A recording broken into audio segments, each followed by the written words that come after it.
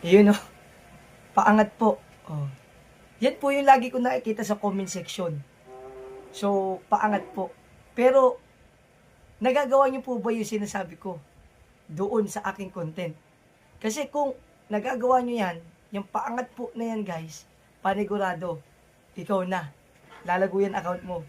So, kung ginagawa niyo ang proper engagement, yung tatapusin niyo po yung video na dumadaan sa FYP niyo tulad nito, tapos mag-iiwan kayo dyan ng magtatap-tap kayo ng screen, mag-share kayo ng live, magko-comment, magre-repost. Panigurado po, successful, aangat ang account niyo.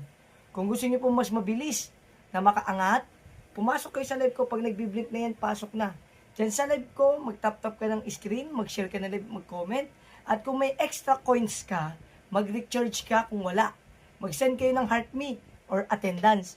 At kung kaya nyo po nga supportan yung mission ni Kuya Kenjay, kayo na po ang bahala.